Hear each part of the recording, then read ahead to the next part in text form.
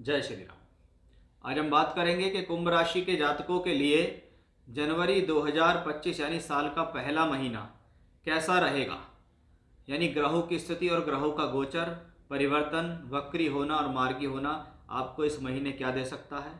कौन सा महीना, कौन सा प्लेनेट, कौन सा ग्रह कब राशि परिवर्तन करेंगे, उसका आपके जीवन में क्या प्रभाव है, क्या लाभ है, क्या सावधानी है।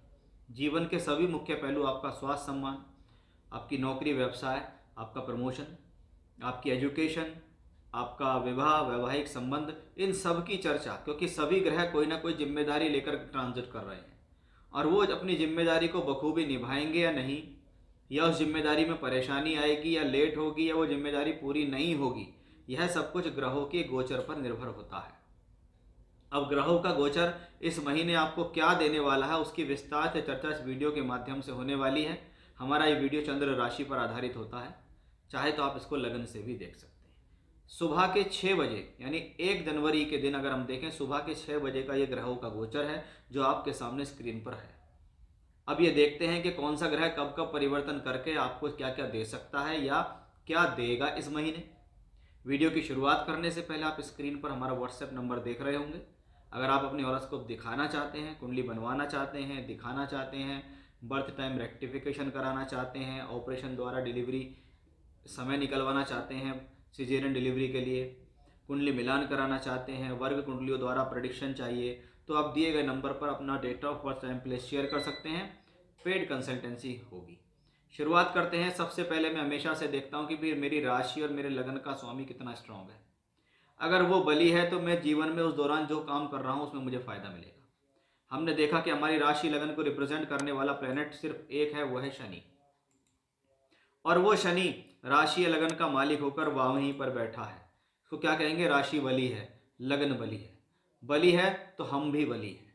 इसका मतलब हम जीवन में इस दौरान जो काम कर रहे हैं उसमें हमें स्वास्थ्य ठीक है, हमारा आत्मसम्मान अच्छा है, कार्य करने की क्षमता अच्छी है, जीवन में आगे बढ़ने के लिए आप सोच रहे हैं, प्रयास कर रहे हैं, सफलता की स्थितियां बन रही हैं, मेहनत करने से पीछे नहीं है, आत्मविश्वास बेहतर है, सम्मान कुछ गिरेगा नहीं, अपने क्षेत्र में आगे बढ़ते दिखाई देंगे। ये राशि का मालिक चाहता है या ये राशि का मालिक आपको दिखा रहा है। यानी शनि यहाँ पर बली है। शनि बली है तो लगातार इसकी 10वीं दृष्टि दशम भाव पर आ रही है, जो इस बात को दिखाती है कि हम कर्म में लगे रहेंगे।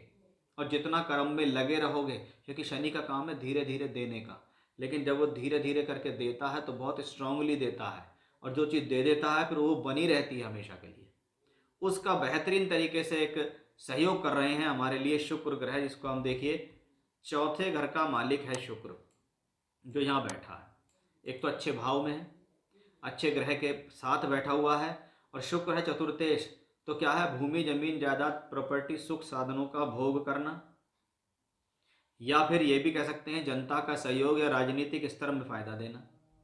वही वो नवमेश भी है, तो क्या है? भाग्य का, धर्म का, पिता का सहयोग मिलना, उनसे लाभ मिलना, उनका सहयोग मिलना। 9th हाउस लक्ष्मी त्रिकोण भी है, तो उसका मालिक भी यहाँ बैठा है, तो क्या है? भगवान की कृपा मिलना, कोई धर्म धार्मिक यात्राएं हो जाना भी ऐसी स्थितियों में देखा गया है। तो ये शनि शुक्र का एक सुंदर राजयोग या धनयोग, मैं दोनों ही कह सकता हूँ, वो इस कैटेगरी में प्राप्त होता है।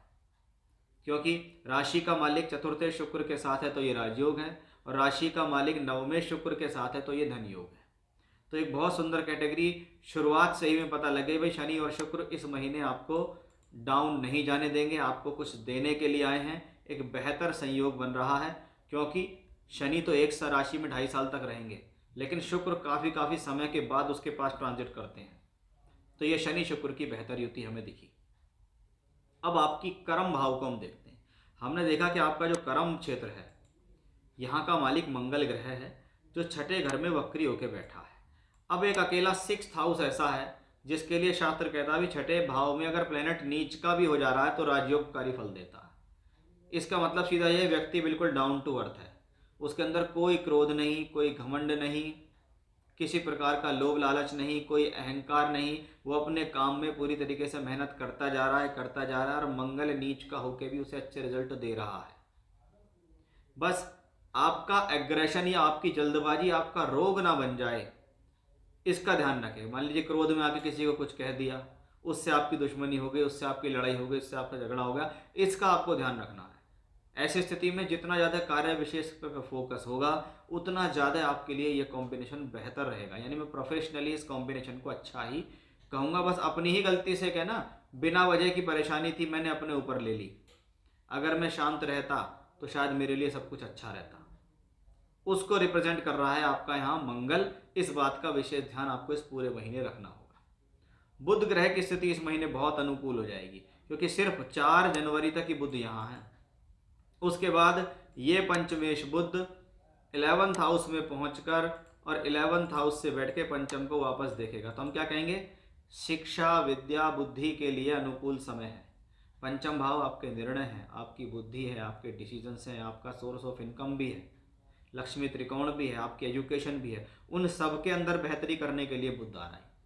यानी बुध ग्रह की ये पोजीशन आपके लिए बहुत खास है, बहुत शुभ है। 5वें घर के पूर्ण रिजल्ट आपको मिलने वाले हैं इस महीने में। आप जैसे जैसे महीना आगे चलेगा वैसे ग्रहों की स्थिति आपके लिए सकारात्मक होगी। अब आप देख रहे होंगे कि आपके लाभ भाव के अंदर सूर्य है।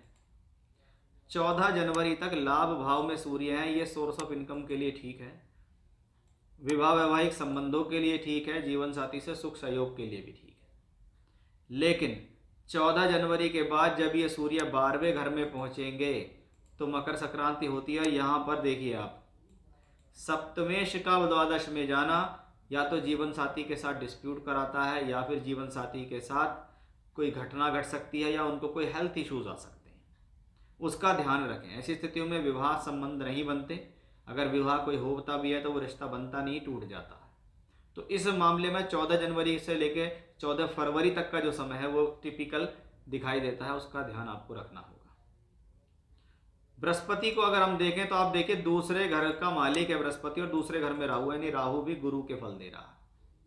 और गुरु हमारा वक्री भी है, स्ट्रांग है, चेष्टा बल से भरपूर है और 2 धन भावों का स्वामी है। तो हम क्या कहेंगे, भैया मेरे धन देने वाला प्लेनेट केंद्र में बैठा हुआ है, इससे अच्छा कॉम्बिनेशन मेरे लिए क्या होगा कि भाई गुरु ग्रह ने अकेले ही यहाँ पर दूसरे घर, 11वें घर, धन का कारक और चौथे भाव में बैठकर धन 10th हाउस को देख लिया, कर्म भाव को देख लिया। इसलिए ये स्थिति धन के लिए ठीक है। और हर कोई व्यक्ति विशेष जीवन में कुछ प्राप्ति के लिए मेहनत कर रहा है। आप अपना कर्म कर रहे हैं, आप नौकरी कर रहे हैं, आप व्यापार कर रहे हैं, आप कुछ भी कर रहे हैं, लेकिन उसको करने के लिए आप कोई ना कोई एफर्ट्स तो लगा ही रहे हैं। और एफर्ट्स लगा रहे हैं तो उस एफर्ट्स की फिर आपको प्राप्ति भी चाहिए। और आज के समय में प्राप्ति धन के रूप में अगर हो व्यक्ति को तो उसको शायद ज़्यादा संतुष्टि होती है। उसके अलावा बहुत से काम जीवन में ऐसे भी होते हैं जिसमें धन नहीं मिलता, लेकिन हमारे पीछे कुछ बहुत अच्छी शक्तियाँ काम करने लगती हैं, बहुत बड़े आशीर्वाद काम करने लगते हैं। तो व्यक्ति को उन चीज़ों को भी नहीं भूलना चाहिए कि अच्छा समय चल रहा है तो मैं क्यों ना लोक कल्याण की चीज़ें भी करूँ, तो वो दान पुण्य भी करूँ, तो उसका भी ध्यान रखना चाहिए। अदरवाइज ग्रहों की भूमिका और ग्रहों की स्थिति जनवरी 2025 के महीने में बहुत हद तक बहुत अनुकूल है। ये मैंने आपको स्टेप बाय स्टेप बताया क्यों बेहतर है, इसके पीछे क्या रीज़न है, क्या लाभ है और क्या सावधानी है। इनका ध्यान रखेंगे तो आप बहुत अच्छी तरक्की आने वाले समय में करेंगे। जय श्री राम।